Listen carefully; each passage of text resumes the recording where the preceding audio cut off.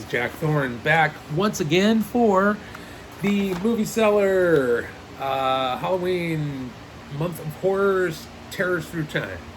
And I have really been enjoying this. This has just been amazing. Now, my last video was the 1960s, in which was Black Sunday by the great Mario Bava, which arguably launched the giallo genre. And we will move on to his heir apparent, Dario Argento, and his incredible Suspiria, 1977, which also sparked a 2018 remake, and I will say a brilliant remake, by Luca Guadagnino, with Dakota Johnson, Mia Goth, Chloe Grace Moretz, and Tilda Swinton in an incredible triple role with some amazing makeup work, but just an incredible remake of the film. But I am going to leave it there and not go any further because I am here to focus on Mr. Dario. So, 1977, Dario Argento decides that he's going to go with a supernatural horror film this time around rather than the stalker slasher suspense ones that he's been doing. And he co-wrote the screenplay with Daria Nicolodi, who was his partner at the time. Asia Argento is their daughter, so obviously she was in a ton of his films. And it's written based on a Thomas de Quincey 1845 essay called Suspiria de Profundis. The film stars Jessica Harper, also has Stefania Cassini, the great Udo Kier, who it's always a pleasure to see, and also the last film of the great Joan Bennett from the 40s, and tons of great stuff she was in. This was her final film. Anyway, the film is known for its use of color. Argento's obvious vision for sets and shots, and the way he uses color, the way he uses lighting, and the incredible score by the band Goblin, which also did Deep Red and other films with him. So yeah, it just so many ringers in this film. That just make it one of the best. Anyway, so that's what it is. We will go into the plot. Susie Banyan, a young American ballet student, arrives in West Germany during a really horrible downpour rainstorm. And she is there to study at the Tanz Academy, which is a very prestigious German dance school.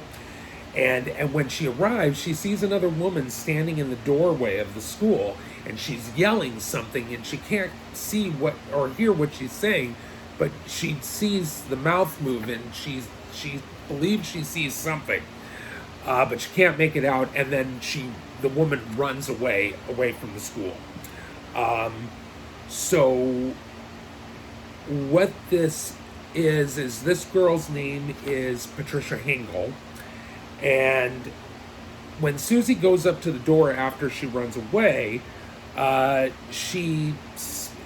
won't let her in, and they tell her to go away. And she says, "But I'm supposed to report here," and they say, "No, go away." So she has to go stay in town overnight. Patricia, who escaped the school, she goes to a friend's apartment and tells her that something terrifying has been happening at the school. So she tries to calm down, she tries to rest, she goes to the window, and all of a sudden a hand comes through the window and smashes her face into the glass and breaks it, and then basically carries her upstairs, ambushes her and stabs her repeatedly, drags her body to the roof, and then hangs her with a noose and throws her down through the skylight, which is like this beautiful colored glass, but it throws her through the skylight and hung. And now, while this is going on, Patricia's friend that she's been staying with is running downstairs trying to warn people of what's going on. this craziness that's happening, and she gets impaled by a shard of glass from a window. So that's how it ends for her. Anyway, so Susie Banyan returns to the school the next morning, and she gets it all cleared up. She meets Miss Tanner, who is the head instructor, and Madame Blanc, who is Joan Bennett. She's the deputy headmistress. She also meets Pavlos, who is one of the school's servants, and she also meets classmates Sarah and Olga, who is her new roommate. So her first experience with getting in with the class, she has a really bizarre, like almost a waking dream or something, like a vision with one of the school's matrons and her son, our nephew, Blanc's nephew, Albert. And then she passes out. So when she wakes up again, she finds out that Olga has dismissed her from their apartment and sent her to live at the school with Sarah next door.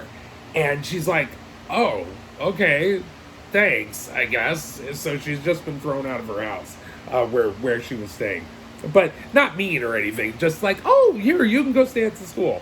So anyway, so they're making dinner and one night, and all of a sudden maggots start showing up and start dropping and like getting in her hair. It's a gross scene, but it's awesome. But so they have a bunch of maggots falling down, and they go up to the attic, and they find out that it's this food delivery that is spoiled, or at least it arrived spoiled, and it's got maggots all through it. Anyway, so they decide that they're going to have all of the girls sleep in one of the dance studios, and then they put up a big curtain all the way around, and they just sleep on the inside on their beds. And so while they're sleeping, you can see behind the curtain a woman walks in, and she goes and lays down on the bed, and she starts breathing this really like hoarse, like raspy breathing. And Sarah knows that is the school's headmistress, Helena Marcos, who supposedly is out of town. But the next day, Daniel, who is the school's blind pianist, the piano player, he gets fired by Miss Tanner when his German Shepherd bites Albert, Madame Blanc's nephew. And so he gets fired and he leaves with his dog, and he walks into the palazzo, but he can feel that he's being followed by something, and the dog can too, and the dog starts barking and freaking out. And then he's like looking around saying, hello, who's there, and there's nothing there. And all of a sudden the dog turns on him and jumps up and rips his throat out. And so that's it for Daniel. So back at the school, Sarah tells Susie that when Susie first came to the school, that she was the one who answered the intercom and was not allowed to let her in the night that Patricia was murdered. So she tells Susie that Patricia was behaving really strangely before she died, and she says that she wrote these notes and she wants to show them to her. So when Sarah goes to find them, the notes are gone. And then someone comes in there, and she can't see who it is, but she knows someone's in there coming after her. So she takes off, and she gets pursued through the school and gets cornered in the attic. But there's a little window. So she opens it up, climbs through the window, and she sees there's a door on the bottom. So she decides she's just going to jump down, right? Guess what? It's razor wire. So she jumps into a room full of razor wire, and she's stuck. She's not going anywhere, and she's bleeding profusely. And she soon gets caught up to by her pursuer, and her throat is slit. So now Susie starts wanting to know what happened to Sarah, and she starts checking it out. And Tanner just tells her that, Sarah just left. And so Susie's not buying it. and she contacts her former psychiatrist. His name is Frank Mandel, played by Udo Kier, who is awesome always. And it's funny, they so they put in an English overdub. Somebody did his English overdub voice because I guess Udo Kier's accent was too thick or something. But I just think that's funny because he speaks English, but he's got an accent. Anyway, he tells her that so the school was obviously established by this Greek immigrant Helena Marcos back in 1895, who was allegedly a witch. And Susie also checks with someone else, a expert on the occult, Professor Milius, and he tells her that a coven of witches' power only exists when they have a leader. If they don't have a leader, the coven falls. And that's where they get their power from. So when Susie goes back to the school, she finds out that everyone is gone to attend the Bolshoi Ballet, which is in town. So she goes into this one room and she gets attacked by a bat. And so she's trying to deal with the bat, whatever. But then she remembers something that she talked to Sarah about, and she hears footsteps. And she decides to follow them really, really carefully. And she finds herself in Madame Blanc's office, the deputy headmistress. So she recalls what Sarah said about hearing footsteps, and she said that she thinks about when she first saw Patricia at the door, and she remembers that she was mouthing something. Well, her subconscious picked up that she said the words secret and iris. So when she thinks about it, she looks at the wall and it's a mural and there's a blue iris there. So she turns it and she goes into this corridor and she finds that the Academy's matrons, the instructors, led by Madame Blanc, Joan Bennett, they are plotting Susie's death in the form of a human sacrifice. So Albert sees her, the little boy, and he tells Pavlos, the henchman, that Susie is hiding there, right there in an alcove, and she looks down and she sees Sarah's disfigured corpse, and so she's freaked out by that, obviously. So Pavlos starts chasing her, and she makes her way back to Helena Marcos's bedroom, and she hears Marcos sleeping because she can hear the ragged, rough breathing, and she knows that it's the headmistress. She accidentally knocks over this bird, which is a peacock with crystal things, so it's a bird with a crystal plumage, right? So she knocks into that and falls on the ground, and it makes all this noise, but she picks up one of the plumage things, which has a, like a ice pick coming out of it almost, and she impales Marcos through the neck when Marcos makes herself disappear actually first, and she's talking to her, trying to taunt her, but like when the lightning flashes, she can see Marcos's outline, so she knows where to stab there, and that's where she gets her. Now, when Marcos dies, it causes first Sarah's corpse vanishes, and then Susie books out of there, and the whole school starts to implode and explode, and it bursts into flame, and Madame Blanc and Miss Tanner and Pavlos and all the rest of the coven die without the power of Helena Marcos to protect them.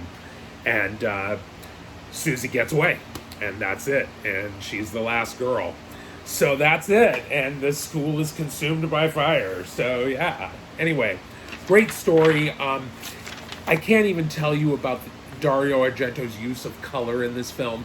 The reds and the blues and the greens, and then he brings them together. He uses yellow to great effect, and they all are meaning different things. Red, of course, stands for murder and anger and rage, and blue stands for feeling alone and lost and cold and, supernatural forces. And then there's also the green, which is natural, all the nature stuff, and also decay. There's just so many cool things that Argento is saying with these colors and painting with these images, and it's just gorgeous. One of the most beautiful horror films I've ever seen, and that was the one that really sparked my interest in giallo. Was Suspiria, and so it got me to watch the new one, which is awesome. And yeah, there's this whole mythology behind it, and it talks about. I'll just find it real quick here. It talks about the three mothers concept that Argento put together, and Suspiria is about Mother Suspiriorum, which is also the mother of sighs, and she's the most compassionate and empathetic and wise of the three. And then there's also Argento's 1980 film Inferno, which is about Mater Tenebrarum, who is the mother of can't remember which mother she is, but she is like the most powerful of them, and then there's Mater Lacrimarum, who is the mother of tears, and that's also a film that Argento made, The Mother of Tears, which is 2007. So in Suspiria, it's in Germany. In Inferno, it's in New York, and in Mother of Tears, it's in Rome. So that's where these three separate, I don't know if they're kind of like they're like anti-fates, I guess. But that's what this whole concept was that he cooked up. And the other huge factor in this film, other than Argento's mastery and the greatness of the script, is of course the soundtrack by Goblin. I mean, it's just perfect. And I mean, the main theme has been reused in so many films, like martial arts films and stuff. It's just incredible stuff, and it so perfectly suits Argento's work. So, gosh, anyway, that's Suspiria. Wonderful film, and very well made, artistically incredible. This is like, if I could give it an 11, I'd give it an 11, but it's a solid 10. Mostly for its impact on the horror genre for many decades after, and just as far as, this is one of the true cases where horror was presented as art before people knew what to do with that, before the age of A24, now where horror has become a form of artistic expression in film. But back in the 70s, it wasn't. It was a schlock genre. It was, that's what it was looked at. And Bava and Argento were turning it into an art form again, along with Corman and Terrence Fisher from Hammer, and those guys. They wanted to bring something, meaningful to the horror genre, and they did. So anyway, 10 out of 10. Is it scary? Yeah, it's, especially if you like supernatural horror and you're freaked out by it and witches and stuff like that. Yeah, it's freaky as hell. It's a good Halloween movie? Abso-freaking-lutely. It doesn't get much better, I don't think. So that's it. And hope you guys have a great rest of the month, and I will see you on the next video. Once again, for the Movie Cellar, Halloween month of horrors, terrors through time, this is Jack Thorne from California saying adios.